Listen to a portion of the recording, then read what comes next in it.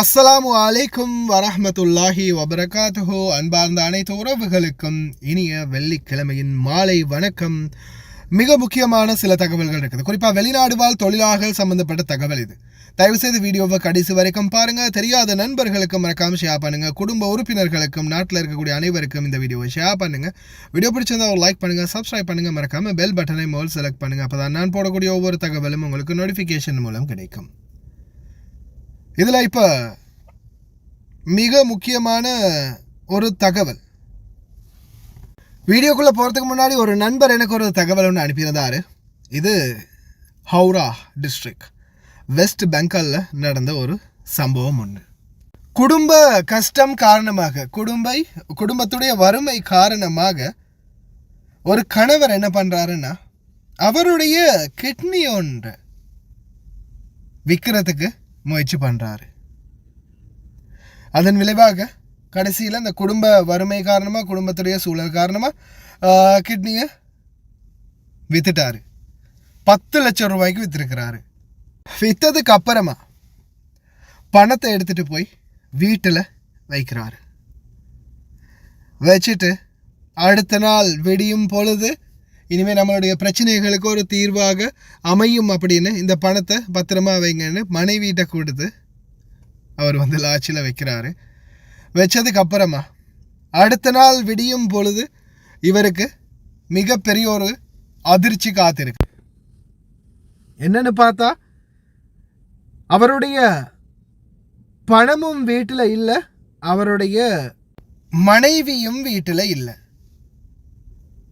மனைவியை தேடி பார்த்தா மனைவியையும் காணும், பணத்தை தேடி பார்த்தா கடைசியில் பணமும் இல்லை. அதற்கப்புறம்தான் தெரிய வருது மனைவி அவருடைய காதலனுடன் அந்த 10 லட்சம் ரூபாய் பணத்தையும் எடுத்துட்டு தப்பி ஓடிவிட்டார் அப்படின்னு. கடைசியில் இந்த நபர் போலீஸில் போய் கம்ப்ளைண்ட் பண்ணியிருக்கிறதா தெரிய வந்திருக்குது. பாருங்க உலகம் எந்த அளவுக்கு மாறி போயிட்டு இருக்குதுன்னு. சொந்த கணவனுடைய கிட்னியை விற்று குடும்பத்துக்காக அந்த மனுஷன் கிட்னியை விற்றாவது நிலைமையை சரி பண்ணலாம் அப்படின்றதுக்காக அந்த ஆள் கிட்னியை விற்று பணத்தை கொண்டு வந்து வீட்டில் வச்சா இந்த பொம்பளை எடுத்துகிட்டு ஓடிடுச்சு. இதுதான் தற்போதைய உலக நடைமுறை, இப்போதைய சூழல் இதுதான். பெத்த பிள்ளையை நம்ப முடியாது, கட்டின மனைவியை நம்ப முடியாது, பெற்ற தாய் தகப்பனையும் நம்ப முடியாது, பெற்ற பிள்ளைகளையும் நம்ப முடியாது. இதுதான் இப்போதைய சூழல். இது ஒரு நல்ல ஒரு எடுத்துக்காட்டு மற்றும் உதாரணம் அப்படின்னு நினைக்கிறேன். அதோடு சேர்த்து நாம் இப்போ பார்க்கலாம் இன்றைய தினம். இப்போ நான் இந்த சமூக வலைத்தளத்துக்குள்ளே கிட்டத்தட்ட பல வருடம் ஆகுது. இதில் இது வரைக்கும் பல பேர் நம்மளோட தொடர்பு கொண்டிருக்கிறாங்க, பேசியிருக்கிறாங்க, தங்களுடைய பிரச்சனைகளை கூறியிருக்கிறாங்க. இந்த வகையில் தன்னுடைய குடும்பங்களால் பாதிக்கப்பட்ட நூற்றுக்கணக்கான பேர்கள், என்கிட்ட பேசாத எத்தனையோ பேர் இருக்கலாம், பேசினவங்கள நூற்றுக்கணக்கான பேர்கள். அதில் பார்த்தா கணவன் மனைவி, தாய் தந்தை பிள்ளை இவங்களால் பாதிக்கப்பட்டவங்க தான். இப்போ ரீசெண்டாக கூட பார்த்துருப்பீங்க, கோடி கணக்கில் சம்பாதிச்சு அந்த தாய் மகளுக்காகன்னு அனுப்பி வச்சா கடைசியில் உங்களுக்கு ட்ரீட்மெண்ட் எல்லாம் பார்க்குறதுக்கு என்னால் முடியாது, எனக்கெல்லாம் அது அளவுக்கு டைம் இல்லை, என்னாலெல்லாம் உங்களுக்கு டைம் ஸ்பெண்ட் பண்ண முடியாது அப்படின்னு சொல்லி பெத்த தாய் என்ன பண்ணுறாங்க, கடைசியில் கை விட்டுடுறாங்க. அந்த தாய் அழுது புலம்பி வீடியோ ஒன்று போட்டிருந்தாங்க. அதுக்கப்புறம் சில சகோதரிகளும் உதவி பண்ணாங்க. நானும் என்னால் இந்த உதவிகளை பண்ணினேன். இன்றைக்கி ட்ரீட்மெண்ட் எடுக்கிறதுக்கு கூட யாரோ ஒருத்தருடைய கையை நாடி இருக்கிறாங்க. பல லட்சங்களில் கோடிங்களில் சம்பாதிச்சவங்க 20-25 வருடமாக வெளிநாட்டில் இருந்து சம்பாதிச்சு பொண்ணுக்காக பணத்தை அனுப்பி அவங்க இன்றைக்கி ஃபேக்ட்ரி எல்லாம் எடுத்து நல்லபடியாக நல்லா வாழ்கிறாங்க. ஆனால் தாயை கவனிக்க மாட்டேங்கிறாங்க.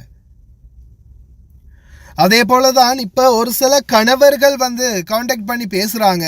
இப்படி மனைவி வெளிநாட்டுக்கு போயிட்டாங்க, பேசுகிறதில்ல, கதைக்கிறதில்ல, இந்த மாதிரி பிரச்சனைகள் இருக்குது, பிள்ளைங்களை பார்க்குறாங்க இல்லை, ஒரு வார்த்தை கூட எடுத்து பேசுகிறாங்க இல்லை அப்படின்னு சொல்லி இவங்களை ஃபோட்டோவை போட்டு எப்படியாவது இவங்க எங்கே இருக்காங்க, இவங்களோட தகவல் தெரிஞ்ச யாராவது சொல்கிறதுக்கு எங்களுக்கு மீடியாவில் போட்டுத்தாங்க அப்படின்னு ஃபோட்டோவோட வராங்க.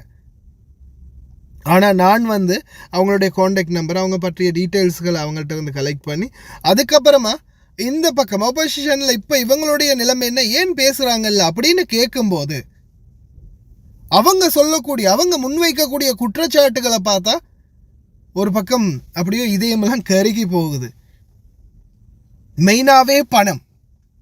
இந்த வெளிநாட்டில் நான் ஒரே ஒரு விடயத்தை நல்லா தெளிவாக சொல்லிக்கொள்கிறேன். நாட்டில் இருக்கக்கூடிய குடும்ப உறவினர்களுக்கு இந்த வெளிநாட்டில் வேலை செய்கிற தொழிலாளர்களும் காசு காய்க்கிற மரம் இல்லை. உங்கள் இஷ்டத்துக்கு வந்து லைட்டாக உசுப்பி பார்க்குறதோ இல்லை கல்லை விட்டு எரிஞ்சு பார்க்குறதுக்கோ இல்லை ஏதாவது ஒன்று கொக்கியை போட்டு இழுக்கிறதுக்கோ காசு காய்க்கிற மரம் இல்லை. அடுத்தது, இந்த நாட்டில் அவங்க எதிர்கொள்ளக்கூடிய பல பிரச்சனைகள் இருக்குது. வீட்டு தொழிலாளர்கள் அந்த நாட்டுக்கு வந்தால் அவங்க எவ்வளவெல்லாம் கஷ்டப்படணும், எத்தனையோ பிரச்சனைகளுக்கு முகம் கொடுக்கணும் அப்படின்றது பலருக்கும் தெரிகிறதில்லை. காசு காசு காசு. நாட்டில் இருக்கிற பிரச்சனை மேலே பிரச்சனையை ப்ரெஷர் பண்ண கடைசியில் மனிதர்களுடைய நிலைமை ரொம்ப மோசமாகுது. இன்றைக்கி எத்தனையோ பேர் கடைசியில் அவங்களுடைய நரம்பு வெடித்து உயிரிழந்திருக்கிறாங்க. இது வரைக்கும் நான் நினைக்கிறேன் ஒரு 4வது இல்லாட்டி 5வது தகவல் நான் உங்களுக்கு இதை பதிவு பண்ணுறது.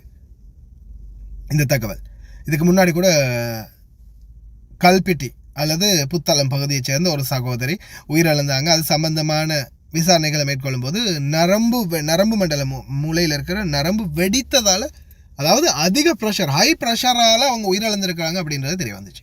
அதே போல் அவங்களுடைய ஃபோனை வந்து அவங்களுடைய நண்பி ஒருத்தரோட கையில் கிடைச்ச பிறகு அதை செக் பண்ணி பார்த்தா கிட்டத்தட்ட குடும்பத்தில் இருக்கிற 4 பேருடைய மெசேஜ், உங்கள் புருஷன் இப்படியெல்லாம் பண்ணுறாரு, இப்படியெல்லாம் செய்கிறாரு அப்படின்னு ஒரு பக்கம் சித்தியோ இல்லை யாரோ ஒருத்தர் கம்ப்ளைண்ட்டு, அதே மாதிரி பிள்ளைங்க ஒரு பக்கம், கணவன் ஒரு பக்கம், அதுக்கப்புறமா அவங்களுடைய தாய் தந்தையர் ஒரு பக்கம், மாறி மாறி மாறி இந்த பெண்ணுக்கு வந்து தொடர்ந்துமே இவங்க வந்து ஒவ்வொருத்தரும் ஒவ்வொரு மாதிரியான கதைகளை சொல்லி சொல்லி சொல்லி அவங்கள மண்டையை வந்து அப்படியோ குழப்பியே விட்டுட்டாங்க.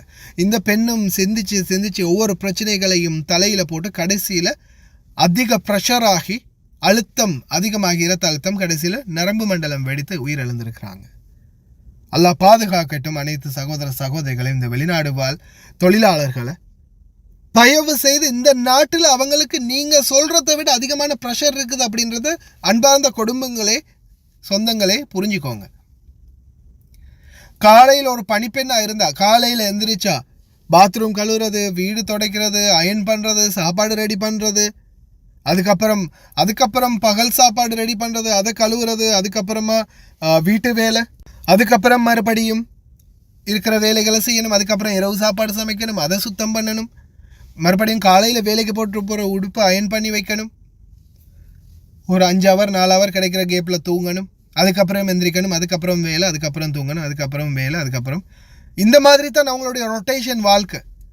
அவங்க தொடர்ந்துமே ஏதாவது ஒரு பிரச்சனைக்கு முகம் கொடுத்து கொடுத்து கொடுத்து ரொம்பவும் ரொம்பவும் மோசமான நிலைமைக்கு தள்ளப்பட்டிருக்கிறாங்க. பல பேருமே வந்து இந்த நாட்டில் சிலர் பாக்கியம் பெற்றவர்களை தவிர ஒரு சிலர் வந்து நிம்மதியாக இருக்கலாம். ஆனால் 90% ரொம்ப கஷ்டப்பட்ட ஒவ்வொரு நாளையும் அவங்க கொண்டு போகிறது ரொம்ப கஷ்டப்பட்டு தான் கொண்டு போயிட்டு இருக்கிறாங்க. இப்படியான சூழலில் வாழ்ந்துக்கிட்டு இருக்கிற நம்ம இந்த வெளிநாட்டு தொழிலாளர்கள், ஆனால் நாட்டில் இருக்கிற குடும்பங்கள் அதை பற்றி சிந்திக்கிறதே இல்லை. எப்போ பார் ஏதாவது ஒரு பிரச்சனையை கொண்டு வந்துக்கிட்டே இருப்பாங்க. ஆனால் இப்படி செய்கிறதால இவங்களுக்கு எவ்வளோ பெரிய ஒரு பாதிப்பு இருக்குது அப்படின்றத நிறைய பேர் வந்து கவனத்தில் கொள்றதும் இல்லை, கணக்கெடுக்கிறதும் இல்லை. இந்த மாதிரி சூழலால் தான் பலருமே வந்து கோல் பேசுகிறதும் இல்லை, கணக்கெடுக்கிறதும் இல்லை, அப்படியே விட்டுடுறது. எப்போ பாரு நோய் எதையாவது ஒன்று கொண்டு வந்துக்கிட்டே இருக்கிறாங்க அப்படின்ற அந்த ஆத்திரத்தில் ஒரு சிலர் வந்து விட்டுடுறது. ஆனால் ஒரு சிலர் இப்போ நான் வந்து இந்த சோஷியல் மீடியாவில் இருக்கக்கூடிய சகோதர சகோதரிகள்கிட்ட வேண்டிக் கொள்வது ஒன்று தான், யார் உங்களுக்கு என்ன வீடியோவோ ஃபோட்டோவோ இந்த மாதிரி இவங்களை காணும், இந்த மாதிரி இவங்க இல்லை அப்படின்ற விடயத்தை உங்கள்கிட்ட சொன்னாலும் அவசரப்படாதீங்க. சோஷியல் மீடியாவில் அவங்கள பற்றி நீங்கள் போடுறதுக்கு முன்னாடி கொஞ்சம் அவங்கள்ட்டையும் பேசுங்க. ஏன்னா இது இந்த விடயத்தில் நான் நிறையவே பட்டிருக்கிறேன். அதே மாதிரி நிறைய விடயங்களில் நான் வந்து அவசரப்படுறதே இல்லை, ஒருபோதும் அவசரப்படுறது இல்லை. முடிந்த வரைக்கும் வேகமாக அவங்களையும் காண்டாக்ட் பண்ணி அவங்கக்கிட்டையும் என்ன பிரச்சனை, அவங்களுக்கு என்ன பிரச்சனை, ஏன் நீங்கள் குடும்பத்தோடு பேச மாட்டேங்கிறீங்க அப்படின்னு அவங்கள்ட்ட கேட்கும்போது தான் அவங்க சொல்லக்கூடிய சில விடயங்களை கேட்டால் அதுக்கப்புறம் அந்த குடும்பத்திலேருந்து பேசினாங்களே என்னோட அவங்களுக்கு மாறி எடுத்து பிடிச்சி 4 கிளின்னு கிழிச்ச பிறகு அதுக்கப்புறம் சத்தம் இல்லாமல் போயிடுவாங்க. ஆமாம், இந்த மாதிரி நிறைய கேஸ் வந்திருக்குது. நிறைய பேர் வந்து சொல்லுவாங்க. சொன்னதுக்கு அப்புறமா தேடி பார்த்தா எல்லாம் பணத்துக்காக தான், எல்லாம் என்னுடைய சம்பாத்தியத்துக்காக தான் அப்படின்ற மாதிரி இவங்க சலிப்போடு இவங்க பேசுவாங்க. இவங்க பக்கம் இருக்கிற நியாயத்தை பார்க்கும்போது எப்படியுமே நம்ம வெளிநாட்டு வாழ் தொழிலாளர்களுடைய நிலைமை என்னது நம்ம அடிக்கடி டெய்லி அன்றாடம் பார்த்துக்கிட்டு இருக்கிறோம், அன்றாடம் கேட்டுக்கிட்டு இருக்கிறோம், நம்மளுக்கு தெரியும். அப்படி இருக்கும்போது இந்த குடும்பத்தில் இருக்கிறவங்க அதை அவங்கள பற்றி புரிஞ்சு கொள்றதே இல்லை. கோல் அடித்தா உடனே பேசணும், மெசேஜ் போட்டால் உடனே பார்க்கணும். அப்படின்னா நீங்கள் வெளிநாட்டுக்கு அனுப்பாமல் கணவனோ மனைவியோ வீட்டிலேயே வச்சுக்கணும். அப்போ தான் நீங்கள் சொல்கிறதையெல்லாம் செய்ய முடியும். அதே மாதிரி வெளிநாட்டுக்கு அனுப்பின பிறகு ஊரை விட்டு போனால் யார் விட்டு நாயோ தான், யார் வீட்டு நாயோ தான். அதுக்கப்புறமா நம்மளுக்குன்னு சரியான ஒரு நடைமுறையே இருக்காது. அதில் ஒரு சிலர் வந்து எப்படியோ தைரியமாக காலத்தை கடத்தி கொண்டு போவாங்க. ஒரு சிலர் சில வில்லங்கங்களில் சில பிரச்சனைகளில் எப்படியுமே பாதிக்கப்படுவாங்க. அது எல்லாத்துக்குமே காரணம் நீங்கள் தான், இந்த குடும்பங்களாகிய நீங்கள் தான். நீங்கள் கொடுக்குற அழுத்தமும் நீங்கள் செய்கிற செயல்களும் தான் அவங்க வந்து இன்னொரு உறவை, இன்னொரு ஆதரவை, இன்னொரு அன்பை தேடி போகிறதுக்கும் அப்படி போய் ஒரு சிலர் வந்து பிரச்சனைகளில் விழுந்துருவாங்க. அதுக்கப்புறம் அதில் மீண்டு வரதுக்காக இன்னும் எத்தனையோ பிரச்சனைகளை சந்திக்க வேண்டி வரும். இந்த மாதிரி பல சிக்கல்களுக்கு ஆளாகிறதுக்கு காரணம் குடும்பங்களாகிய நீங்கள் தான். அதை மறக்கவும் முடியாது, மறுக்கவும் முடியாது. தயவு செய்து அன்பார்ந்த குடும்பங்களே, உங்களுடைய வீட்டு பிரச்சனைகள் இருந்தாலும் என்னதான் இருந்தாலும் முடிந்த வரைக்கும் அவங்கள்ட்ட கொஞ்சம் அன்பாக ஆதரவாக உங்களுடைய நிலைமை என்ன, நீங்கள் எப்படி இருக்கிறீங்க, சாப்பிட்டீங்களா, இன்றைக்கி வேலை எப்படி போயிடுச்சு, உங்களுடைய நிலைமை என்ன அப்படின்றத கொஞ்சமாவது அவங்களுக்கு மனதுக்கு ஆறுதலாக கொஞ்சம் நேரம் பேசுங்க. பேசி அவங்களுடைய மனதில் இருக்கிற பாரத்தை உங்கள்கிட்ட முதலாவது இறக்கி வைக்கிறதுக்கு கொஞ்சம் வழி விடுங்க. அவங்க அதெல்லாம் சொல்லி முடித்த பிறகு அதுக்கப்புறமா நீங்கள் உங்களுடைய பிரச்சனைகளை சொல்லுங்கள். ஏதோ அவங்களால முடிஞ்ச அளவுக்கு அவங்களும் அதுக்கு ஏற்ற மாதிரி சில சூழல்களை உருவாக்கி தர பார்ப்பாங்க.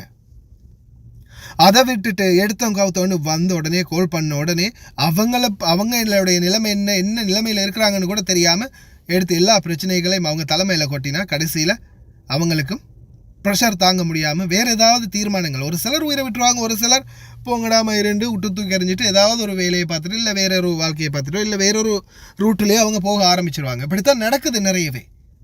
அதனால தான் நான் கேட்டுக்கொள்கிறது உங்கள்கிட்ட, தயவு செய்து குடும்பங்களை அனுசரித்து 2 பக்கமும் இருப்பாளாரும் அனுசரித்து நடங்க. அதே மாதிரி 30 வருஷத்தும் காணும், 10 வருஷம் காணும், 5 வருஷம் காணும், கோல் இல்லை ஆள் இல்லை அப்படின்னு இப்போ வந்து மட்டும் சொல்லாதீங்க. டெய்லி ரெகுலராக பேசுங்க. ஒவ்வொரு நாளும் அன்றாடம் அவங்களோட பேசி கதைச்சு ஒரு அண்டர்ஸ்டாண்டிங்கோடு இருங்க. அப்போ தான் அவங்களுடைய ரெகுலர் ஆக்டிவிட்டீஸ் என்ன, அவங்களுக்கு என்ன நடக்குது, அவங்க எங்கே இருக்கிறாங்க, அவங்களுக்கு என்ன மாதிரி பிரச்சனைகள் இருக்குது அப்படின்றது தெரிய வரும். இது போனால் காசு வந்தால் மட்டும் சரி, கோலும் இல்லை ஆளும் இல்லை அப்படியே விட்டுட்டு கடைசியில் 4 வருஷம் போயிட்டு 5 வருஷம் போயிடுச்சு, ஆள் அட்ரஸும் இல்லை, என்ன பணமே வருது இல்லை அப்படின்றதுக்கு அப்புறம் தான் தேடவே ஆரம்பிக்கிறது. இந்த மாதிரி இருந்தீங்கன்னா கடைசி வரைக்கும் காசு மட்டும்தான் வரும். அதுக்கப்புறம் ஏதாவது ஒரு கெட்ட செய்திகள் தான் உங்களுக்கு கிடைக்கும். அதால் தயவு செய்து அன்பார்ந்த குடும்பங்களை அனுசரித்து நடக்க பாருங்கள்.